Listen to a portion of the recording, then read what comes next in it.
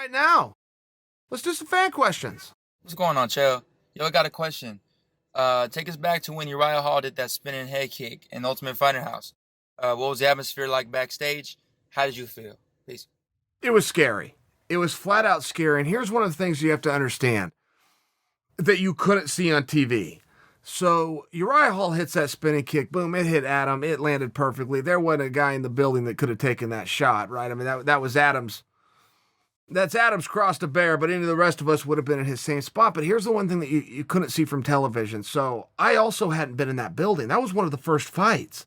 I'm brand new. I never came through the Ultimate Fighter or coached it before. I mean, it was a new experience for me too. But one of the things I didn't know about that room, it's quiet in there. There's no background noise, by example. There's no walkout music. There's no announcers. It's not that kind of an event.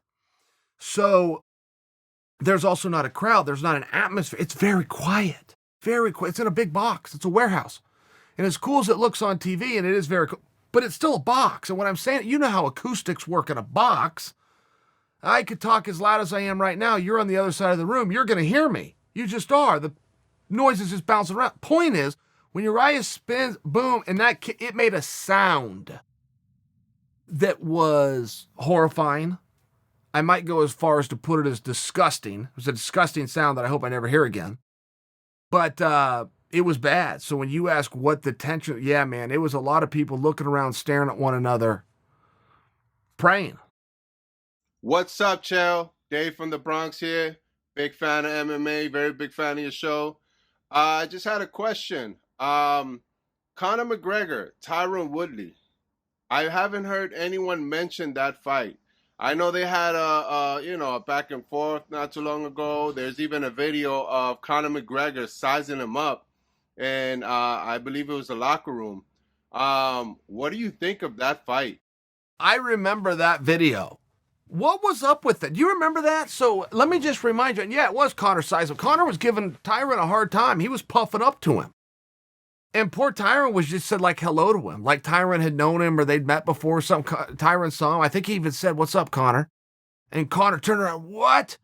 And got upset with him. And, but to remind you at that time, Tyron, 170-pound champion, Conor was fighting at 145. Oh, and by the way, this was not in a hotel room. This was backstage at a weigh-in. Conor's all sucked and drawn out trying to get on the scale at 145. There's Tyron, the champion of the world, who, by the way, was being cool to it. But yeah, I saw that video too. I don't ever know what became of that. And I also don't hear that conversation, but I don't hear a lot of conversation of Conor versus any 170-pounders. And I have my own opinions. And I do think we are going to get the Nate Diaz again. I do think that trilogy happens at some point. And I have my own opinion that Conor's poking his head at 170, taking a look at George Masvidal. That's an opinion. But it looks as though that opinion's been squashed because Dana has said with the victory, Conor's going to slide down, take on Khabib. So 170 and Conor, I don't hear a whole lot of dialogue there for anybody. I like your match. I see what you're saying, and Tyron Woodley and Conor, but I do think that Conor's going to have to go out with Cowboy, establish that he can do the work at 170, grab a microphone, and let us know what's next. Hey, Chael, got a fan question for you. Scott in Las Vegas. This is Jax. Anyway, it's about the up-and-coming Cowboy and Conor event. Really excited about it. They're two of my favorite fighters. My question is, do you think Cowboy is likely to take it to the ground, or do you think he'll even attempt to? I think it's unlikely because he's wants to give the fans what they want, per se, and stand and bang with people. I think that's unfortunate because I think the fights where he does try to take it to the ground are some of his best fights. And, maybe he could get a submission like Nate did. You never know. Let me know what you think, if he's likely to, or even if he even could. Well, you are right to say that Cowboy could get it to the ground, or at least could make those attempts, could give those threats. I mean, Cowboy has been a wrestling son of a bitch for the last few years. It really started his fight with Patrick Cote. Patrick Cote's a good wrestler. Cowboy took Cote down with like 4 double legs over the course of 3 rounds, where I'm watching him from my living room going, where did he get that? Where did Cowboy develop this double leg skill? Then he parlayed that into, all of a sudden he's taking Ricky Story down, not a takedown, taking him down, controlling him, winning the rest. Ricky Story was second in the nation for collegiate wrestling. This was a big surprise. He did the same thing with Barboza. He took Tony Ferguson down. I realized he didn't hold the position, but he took him down. Cowboy has takedowns. That's what we're establishing. Cowboy has takedowns. Now, when you ask, is he going to come bang with Conor? Yes, 100% guaranteed he will.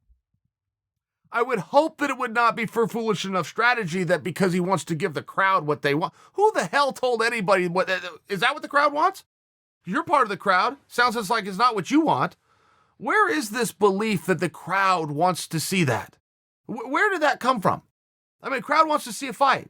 80% of fights go to the ground. 100% of the fights start standing up. Seems like there's enough there for everybody, but it also seems like this whole diatribe that started over a decade ago was stand and bang, and that's what the crowd wants to see.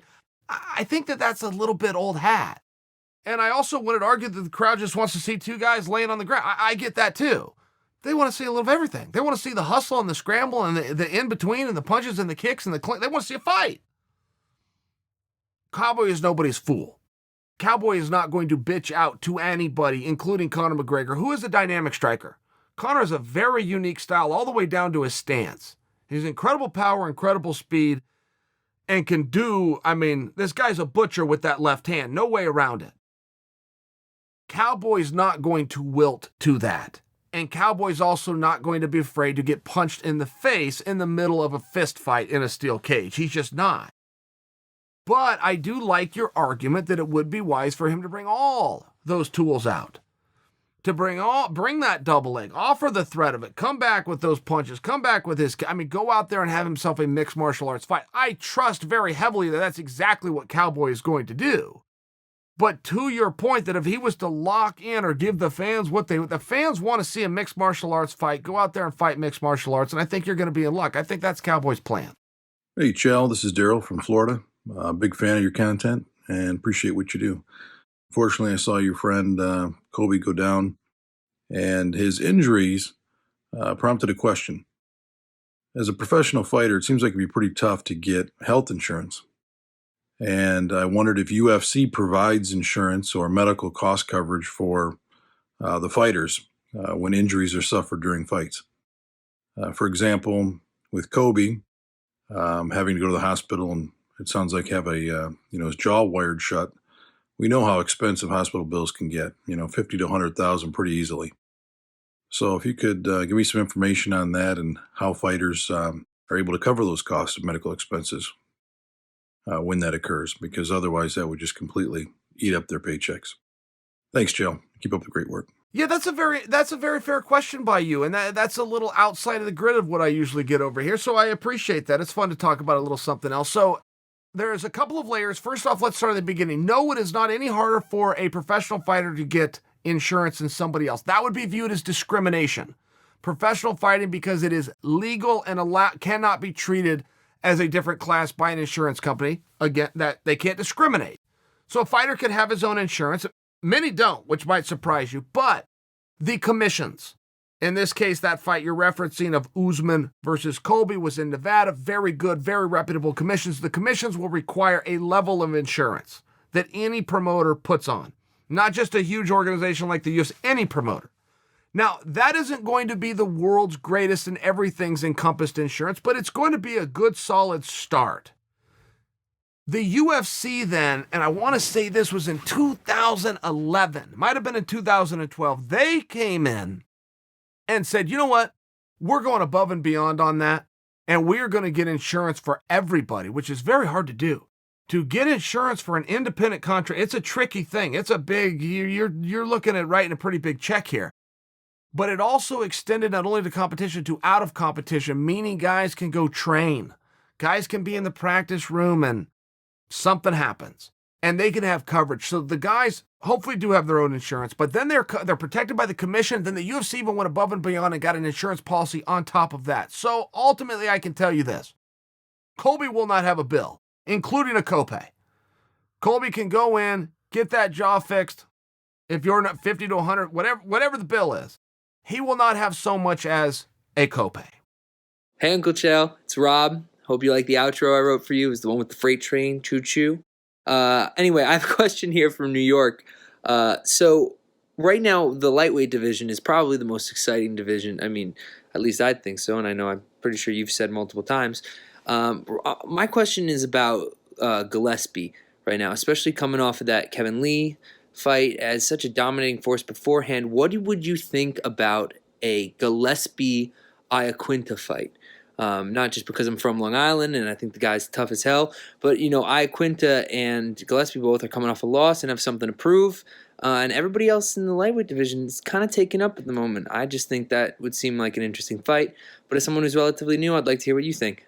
Thanks, Joe. I think that's a damn good booking by you. I had not thought of that fight, and that is an interesting spot. I have spent a few minutes on my own just thinking, well, what should Gillespie do? Right? Because here in Gillespie, you got a guy with a good look, a guy that started to become really well known with the hardcores, but he hadn't transferred to the mainstream, but he's got this awesome record. Oh, and by the way, he's also a collegiate national champion. I mean, this guy has something. I like what you're doing with the geography there. I do like the Long Island connection. I do like the fact both coming off losses, him and out. That's a lot of fun. I love that fight. I had never considered that, and I think that could solve some problems for Gillespie. The one thing that Gillespie had that was holding him back, and it was only a little, but it was holding him back, it was very noticeable, is that he was not being vocal in the least about who he wanted. And then even when he came with somebody, even when the contracts were signed, he wasn't sharing for us why. Why is this fight happening? He was more than happy to kind of go, well, that's what they asked me to match. Okay, that's the sport, though. That will give us 15 minutes on fight night. We're building this for 3 months. So we just give us a little bit of the story. And that was one piece that Gillespie's kind of been trying to solve. That's a problem that he identified with his team and is trying to work on. I like your booking there. Gillespie versus Al. I don't know that I'm bullish that that's going to get put together, but they are going back to the Barclays. That's going to be in April. That's right around when both guys would like to be fighting.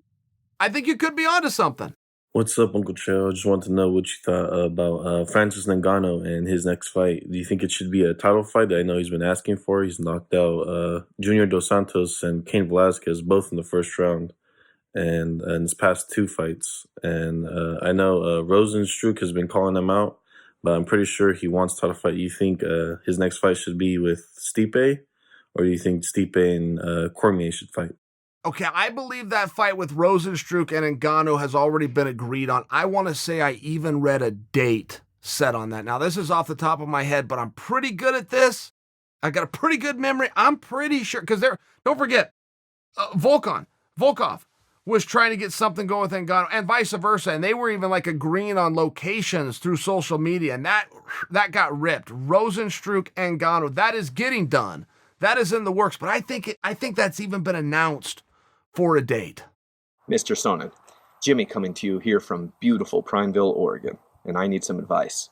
So, on my bucket list of things I'd like to achieve before I die is competing in a mixed martial arts bout. Not something I plan on making a career out of, just something I'd like to experience at least once. However, my wife is concerned about the potential of me being maimed, injured, disfigured. Thanks a lot, Alistair Overeem. And it's not something that I want to do without her full support. So, I need your advice on how I can convince her that this is in fact a good idea. Appreciate any advice you can give me, and keep up the good work. Okay, well, you put me in a tricky spot to convince her that is a good idea. I don't know if I could even take that argument on. I really don't. Now, is it a fair idea for you to have a goal and something you want to work towards? I like the term bucket list. I understand that completely. I think it's a fair idea, but I think that perhaps you let's not do this, okay? Let's not go get in a fight just for something to do. If you want to look at it as a sport and you want to participate in the athletic competition that is mixed martial arts, please handle it like a sport. Let's get in shape. Let's get in a gym. Let's get a coach. Let's get the sparring in. Let's tell the coach what the goal is, have the coach come up with a plan, to have the coach who we trust assess you and either give you the green light or not. Many coaches will assess and go, bad idea, let's not actually go out and compete. Let's not do that. Let's dumb it down a little bit and go over here, or let's work a little harder and go over here. Listen to your coach. And invite your wife to the training sessions, perhaps. Allow her to see it, perhaps. But no, I cannot share in your argument that it's a great idea. It's very fair. I hope you get your dream. And I'm going to leave it at that.